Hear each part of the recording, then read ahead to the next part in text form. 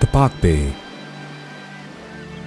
more than 100-kilometer long and 40 kilometers wide stretch of shallow, warm sea between India and Sri Lanka. From coast to coast, the waters rarely run deeper than 10 meters.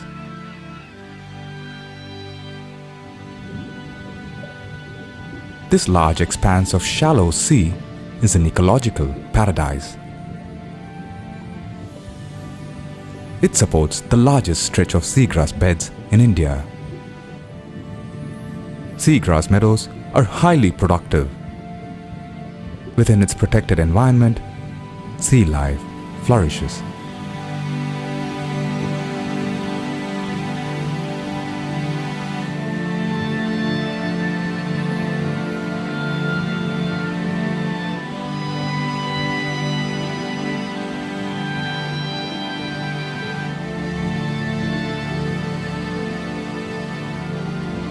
For over 2,000 years, the waters surrounding this area was the center of a booming industry in pearls.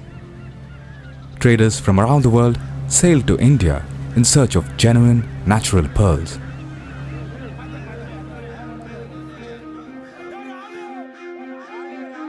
But today, things are different. The Palk Bay is one of South India's busiest fishing hubs.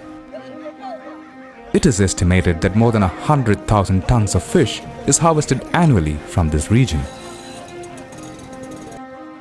The local population has shifted from pearl collection and small-scale fishing to mechanized, export-oriented fisheries.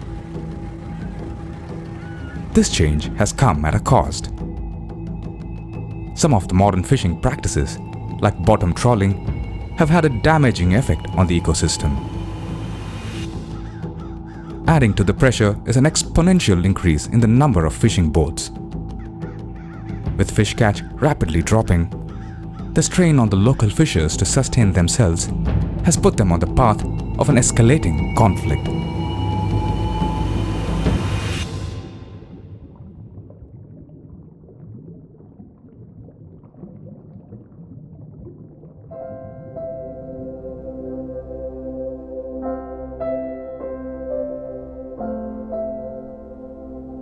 With threatened livelihoods and a dying ecosystem, Palk Bay is desperately in need of a change.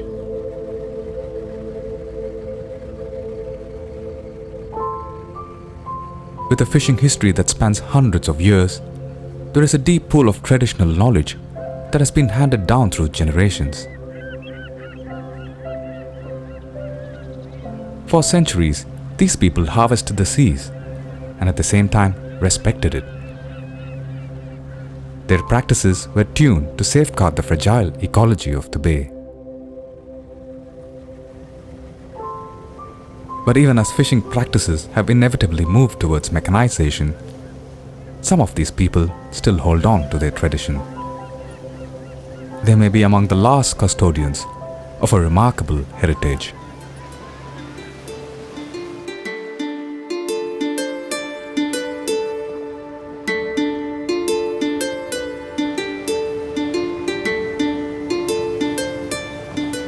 Some of the inhabitants of the Karangad fishing hamlet come from a lineage of pearl divers.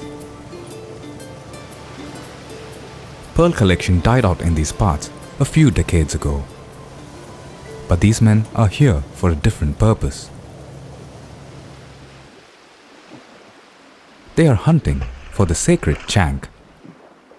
Chanks are the outer shells of a large marine mollusk. Revered by many communities and highly prized, these shells are a source of livelihood to the divers. இன்றைக்கு அந்த வேலை செய்கிறாங்க. கடலில் போய் சங்கு மற்ற பொருள்கள் உணவுப் பொருள்கள் எல்லாமே எடுத்துகிட்டு வர்றாங்க. அன்றைய நாள் இப்போ நாங்கள் போனோம்ல, நாங்கள் போனதுக்கு பின்னாடி எங்களுடைய சந்தைகள் சின்ன சின்ன பிள்ளைகளுக்கு ஒரு 20 வயசு 15 வயசு ஸ்கூலுக்கு போகாதவங்களோட சேர்ந்து வருவாங்க. அப்போ நாங்கள் அதை பழக்கப்படுத்துவோம். தம்பி இறங்கி தண்ணிக்குள்ள இப்படி தான் ஓடணும். அப்படி எப்படி ஒவ்வொருத்தர சந்ததியாக பழக்கி இந்த கிராமம் ஃபுல்லாகவே ஸ்கூலுக்கு போகிற பாய்ஸை விட்டுட்டு பாக்கி எல்லாமே கடல் பணி செய்வாங்க. Kubertin and his men are free divers. They don't use any breathing aids. They dive by just holding their breath and are remarkably accomplished at it. It is a skill perfected since their childhood. The key to a safe dive is careful preparation. The equipment they use may be simple, yet these divers have to be meticulous. When underwater, even a small error can turn into an unpleasant accident.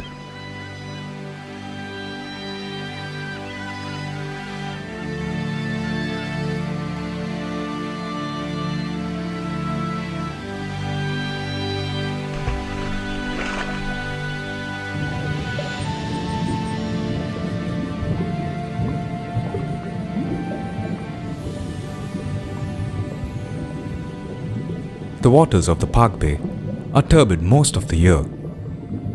Strong winds over the shallow waters constantly churn up particles from the sandy bottom. Visibility is poor most of the time.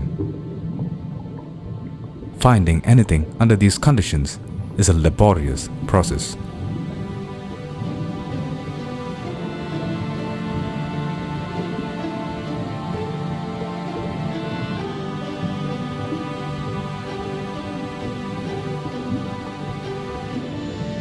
சிறிய சங்கை கையில் எடுக்கவே மாட்டோம்.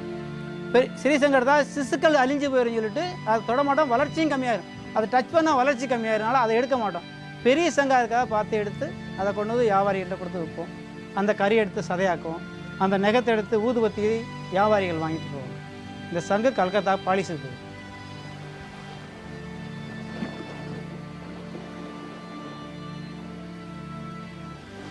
In a day of diving, a single person can collect up to 20 changs. But this is nothing compared to what it was a decade ago.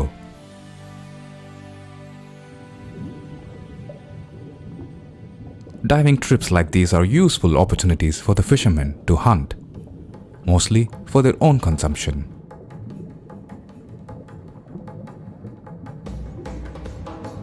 On an average, each dive lasts about a minute and a half. Within this really short window of time, they have to locate and capture their prey, all under the physical strain of holding one's breath.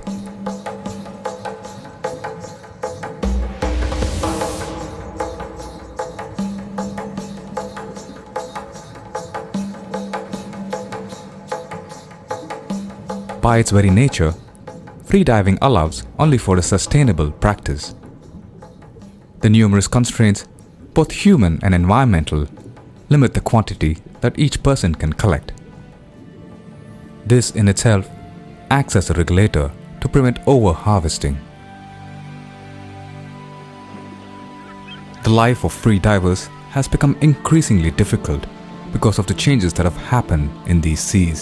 கடல் மாற்றம் இப்போதைக்கு எப்படின்னா விசைப்படகுகள் அதிகமானதுனால அந்த மடி வச்சு இழுத்து மீன்கள் சங்கு மற்ற பொருளெல்லாம் இனம் அழிஞ்சதுனால தான் இங்கே இருந்து புலம்பெயர்ந்து அந்நிய நாட்டுகளுக்கு சம்பாதிக்க போகிறாங்க. சங்குக்குழி கம்மியான காரணம் கவர்மெண்ட் பொருள்களுக்கு தடை போட்டாங்க. நிறைய பொருளுக்கு கவர்மெண்ட் தடை போட்டாங்க. அந்த பொருள் கிட்டினால் கொஞ்சம் மக்களுக்கு கொஞ்சம் பண உதவி நல்லா இருக்கும். கவர்மெண்ட்டு ஒரு 40-50 பொருளுக்கு தடை போட்டுறதுனால அங்கே போய் ஒன்றும் கிடைக்கிறதில்ல. அந்த பொருள் எடுத்து தான் விற்கலாம். ஆனால் பிடிச்சா நேவி போலீஸ் பிடிச்சிட்டு போய் கஷ்டப்பட்டு துன்புறுத்துறாங்க. அதனால் அந்த தொழில் செய்கிறதில்ல. சங்கு மட்டும் குறைவாக கிடைக்கிறனால நான் பெரும்பாலும் போகிறதில்ல. எப்போயாவது ஒரு நேரத்தில் போவோம். மற்ற நேரங்களில் அது கடற்காக இருந்தால் போக மாட்டோம். நண்டு இருந்தால் அந்த நண்டு விலைக்கு போயிடும். The number of free divers in the Palk Bay is on the decline. They are moving on to other occupations, a mark of the changing times. Unfortunately, with them, a 2,000-year-old lineage of free diving may soon disappear.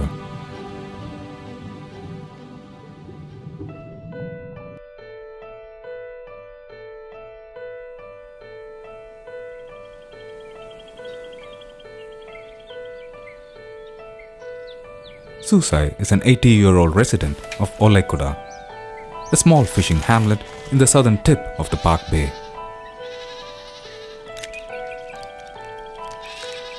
He is one of the last remaining fishermen with the knowledge to build a traditional fish trap. 15 வயசில் இந்த கூடு இழைக்கவும் நான் ஆரம்பித்தேன். இந்த கூடு தனியாகவும் பின்னி எங்கள் தாத்தா காலத்துலேருந்து அப்பா காலத்துலேருந்து நான் தான் கை கொண்டு வந்து இப்போ நான் ஒரு 27 வருஷமாக இதை விட்டுட்டேன். This intricately designed trap has remained unchanged for hundreds of years. Pictures taken in the early 20th century show the trap to have the exact same appearance, a proof of the effectiveness of the design.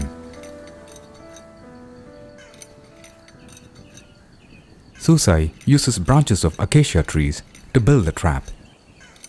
Wood from this tree is more pliable and longer lasting. உடமரத்துலேருந்து கத்திகளையால் அந்த ஆக்கையை வெட்டணும்.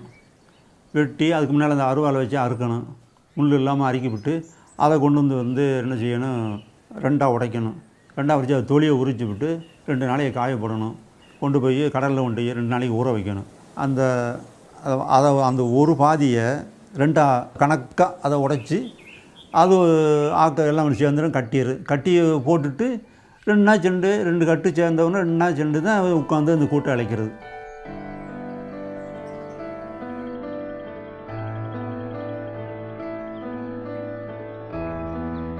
Creating a trap from these simple materials is the work of a master artisan.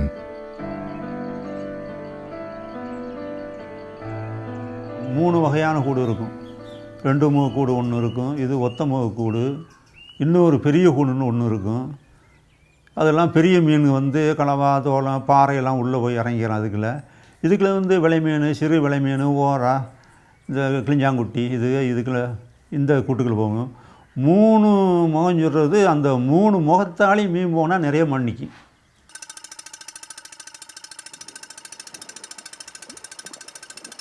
The waters around Olekoda are rocky with coral beds, an ideal location to deploy the traps. During the season, Susai's nephews operate the trap on a daily basis.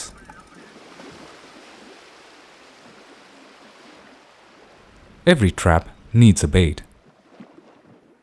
To target different kinds of fish, a variety of baits are used.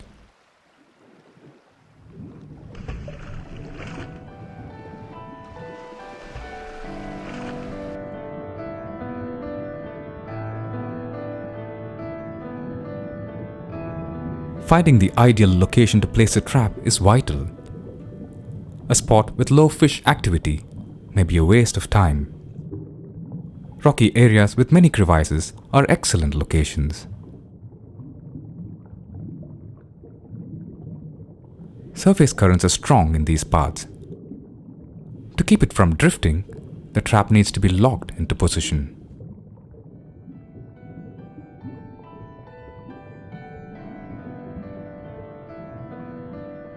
What is remarkable about these fish traps is their ability to target specific kinds of fish based on their size. Smaller fish can easily swim out of the trap, and larger fish can't even enter. The ability to be selective and not be wasteful is a trait that many of the traditional fishing methods of the Palk Bay share.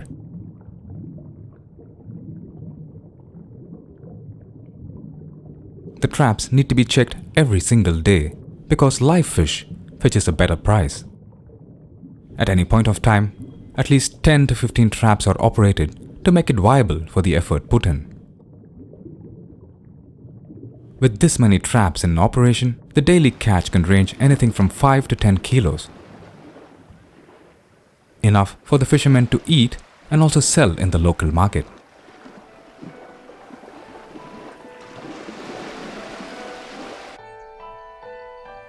Craftsmen like Susai are among the last few who have the knowledge and the willingness to make these traps. But his concern are more about the dramatic changes that the bay has undergone. கடல் பூரா வலை, அதனால் மீன் குறைஞ்சி போச்சு. லாஞ்சிகளையும் எடுத்து steamer போட்டு எடுத்து அதுனாலேயும் மீன் சேதாரம். அதுக்கு பின்னால் இப்போ என்னன்னு கேட்டால் இந்த மீன் எவ்வளோ வேகம் போதோ அவ்வளோ வேகத்துக்கு இன்ஜினு ஃபாரின்லேருந்து இன்ஜினை இறக்கி அந்த மீனை விரட்டி போய்க்கிற அளவுக்கு அதுவும் வந்து சேர்ந்து வருச்சு. உற்பத்தி ஆகிற இனிமேல் நம்ம காலத்துக்கு பின்னால் கறி கூட மீன் கிடைக்காது, அந்த லெவலில் ஆகி போச்சு இப்போ நாட்டில் கடற்கரையில்.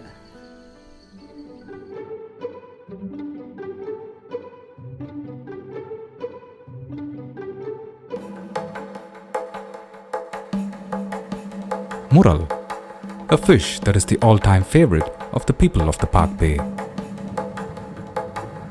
Mural is the local name for half-beaks. Half-beaks are surface-dwelling fish.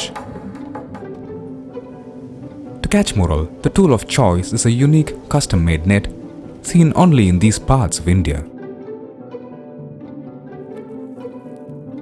Mullimanai is famed for its net makers, a skill that has been handed down through generations and alive in the hands of the older women in this fishing hamlet. To fish for mural, a gill net is used. Gill nets are popular among fishers around the world, but this one comes with a difference. The key to this net is the choice of float. A float keeps the net from sinking underwater. But to be effective with mural, the net cannot just float on the surface. It needs to dynamically drift underwater. The balance has to be perfect. For generations, the net makers have been using twigs from the calotropis plant. When dry, the twigs are thin, hollow and light. A perfect float for a mural net. இது எருக்கலங்குச்சியை வெட்டிட்டு வந்து மரமாக நிற்கி அதை வெட்டிட்டு வந்து இணுக்கணுக்காக வெட்டி காய போட்டு அதுக்கு பின்னால் தான் இது பண்ணணும் கெட்டை போட்டு அதுக்கு முன்னாடி மேவலை கயிறு விட்டு வலையாக போட்டு தான் இது எதுக்குன்னா மிதந்துக்கிட்டு கிடக்குமா மித்த கட்டையெல்லாம் அமைக்க போகிறோமா இதுதான் மிதந்துக்கிட்டு கிடக்கிறதுனால இந்த கட்டையை உபயோகப்படுத்துறது. Mural nets are deployed in the same way that most gill nets are, but with one difference. They do not have sinkers tied to them. A sinker holds the net down, creating a vertical wall into which fish get trapped. This won't work with mural. A drifting net is what is needed. The nets made by the women of Mullimanai are perfectly balanced to achieve this. The fishermen locate a school of mural first and then deploy the net. The effectiveness of the net is remarkable. It delivers an incredible catch, time after time.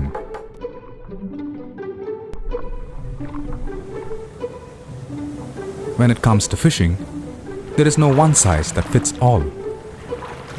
Fishermen understand that every fish needs to be approached differently. What is remarkable about the net makers of Mullimanai is their ability to create nets that are modifiable. With very slight changes, they can transform the same net into a versatile fishing tool. இது வந்து சாயம் காய்ச்சாமல் காவலக்கயிறு மட்டு விட்டால் முரலுக்குன்னு வச்சுக்கிடுவோம். இந்த வலையே கல் கட்டினா ஊடம் பிடிக்கி. இதில் வந்து நகரை இதுவப்படுங்க. இந்த வலையில் குண்டு ஓட்டதுனால இது வந்து நகரை ரொம்ப சாத்தியாகப்படும். இதிலே கல் கட்டினமாக்கும் ஊழி ரொம்ப படும். Most of the families in Mullimanai live a precarious existence. But with their knowledge of the Palk Bay and their ingenuity in net making, they can continue to enjoy their all-time favorite fish, the mural.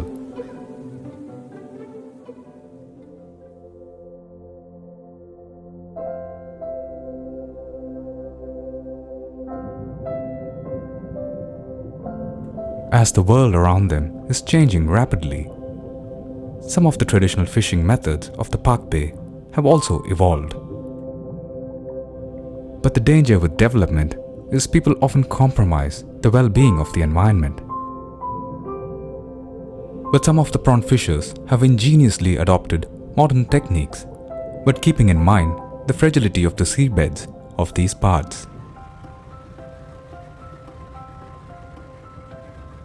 Kollukadu is a hamlet in the northern part of the Palk Bay.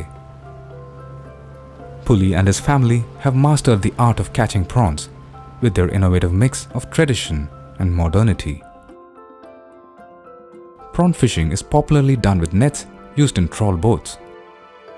But through years of experience, Puli and his people have developed an efficient way of doing this.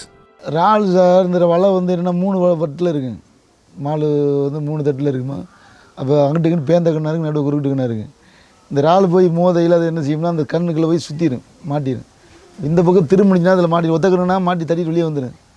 இந்த பெரிய கன்று இந்த குறுக்கில் மாற்றவங்க மலையில் நல்லா திரும்ப முடியாது, அது மாட்டி உள்ளே கிடந்துக்கிறேன். அதனால அந்த 3 கன்று வலையை வச்சு அதில் இழுக்கிறது.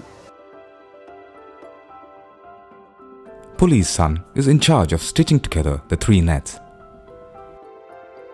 It is painstaking work, but the rewards are worth it. Pulley's net works in the same way as trawling nets. They are both drag nets that are pulled over the ocean floor. But there is an important difference in the way it's done. Trawler nets are dragged over long distances. That's how they can harvest a sizable catch. But the traditional technique works in a smaller area. A weight is dropped as an anchor, and one end of the net is tied to it.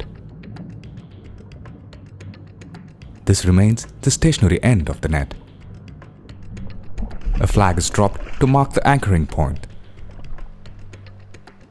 This will be the visual reference for the fishermen as they start maneuvering the net. The boat is now moved away from the anchor point. The fishermen deploy the net as they add distance between the flag and the boat.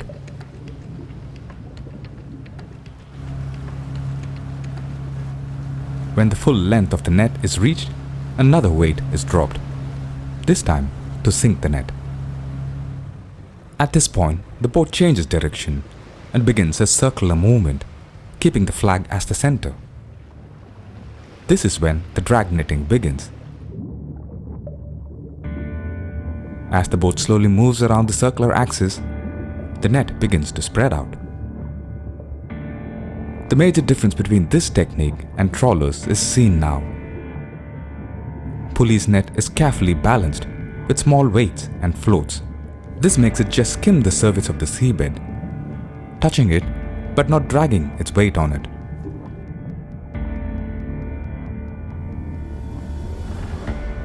The light touch of the net collects only those animals that are drifting or swimming above the seabed, not the animals that live on the ocean floor.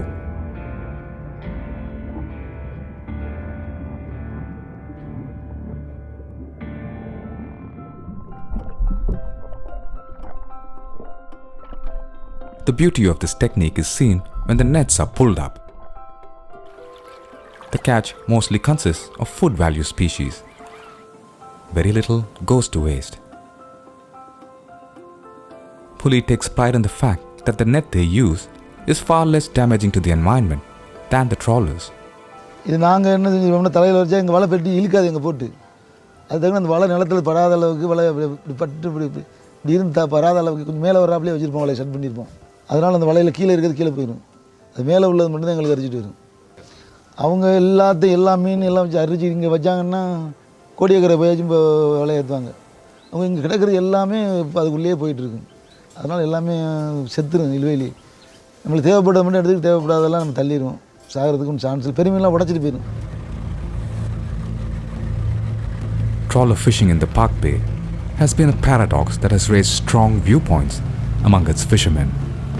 பழைய இதுக்கு கொண்டு போகிறாருந்தா இனிமேல் கஷ்டம் தான் sir. நம்ம மக்கள் தொகையும் ரொம்ப அதிகமாக போயிடுச்சு, அறிவலையும் கூட போயிடுச்சு. இதில் மாத்திரா இருந்தால் ஸ்டீம்பர் லாஞ்சியை அடியோடு நிப்பாட்டினா தான் இது மீன் பழைய காலத்துக்கு மீன் உற்பத்தி ஆகும். A growing commercial demand for fish in the early 1960s triggered a scaling up of operations in India.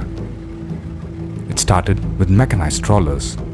1965 இந்த ட்ராலிங் ஆரம்பிச்சிட்டாங்க. கவர்மெண்ட் என்ன செய்யறான், இது கொடுக்குறாங்க, சப்சிடி கொடுத்து லோனு கொடுத்து நீங்கள் ட்ராலிங் போங்க, நல்ல முன்னேற்றம் இருக்குது அப்படின்னு சொன்னாங்க. அதை வச்சு அந்த நேரத்தில் நிறைய கேட்சிங் கிடச்சிச்சு. அதாவது பழைய தொழிலை விட, இந்த கில்நட்டு தொழிலை விட ட்ராலிங்க்கு நிறைய லாபம் கிடச்சிச்சு.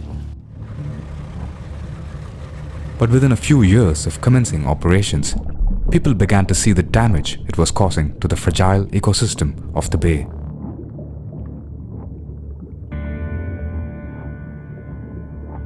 Bottom trawling has been criticized worldwide for its destructive effect on the seabed.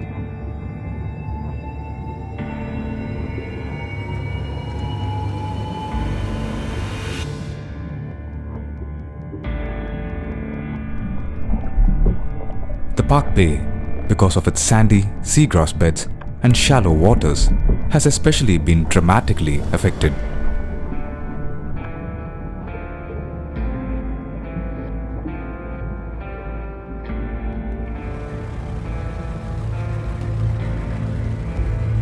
The most telling effect of bottom trawling is its wasteful bycatch.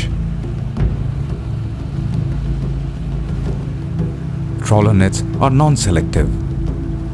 They not only sweep up commercially popular species, but also huge quantities of life forms that cannot be used as food.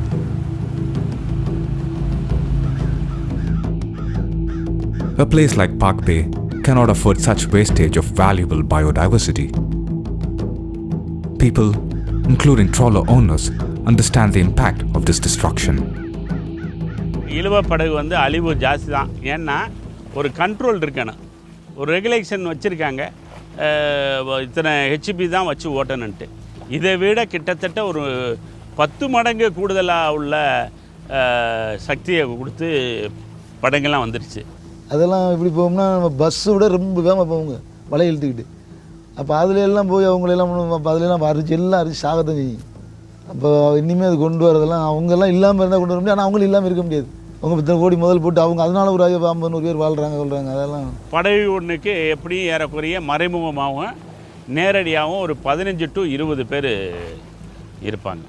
அதாவது ice, அது மாதிரி கருவாடு காய போகிறவங்க, மீன் வியாபாரம் பண்ணுறவங்க, அப்புறம் அந்த டீசலு கொடுக்குறவங்க, அப்புறம் கடையில் வியாபாரம் பண்ணுறவங்க, இந்த மாதிரி வகையில் நிறைய நேரடியாகவும் மறைமுகமாகவும் ஒரு 20-25 பேர் கூட வரலாம். Trawling operations sustain a chain of livelihoods. Too many people have invested into it, and too many families are dependent on it, which makes it extremely difficult to just abandon trawling. With the environmental impacts of trawling being so damaging and its traditional practices slowly disappearing, the Palk Bay finds itself in a crossroad. Traditional fishing techniques evolved as a means of survival to the fishers of the Palk Bay. But their remarkable ability to be very specific in what they catch, coupled with very little wastage, makes them great role models to learn from. For an ecosystem that is on the verge of collapse, this kind of traditional knowledge is invaluable. With an ever-growing demand for fish and a simultaneous decline in wild populations, integrating this knowledge into modern developments may be the way to a more sustainable livelihood in the Palk Bay.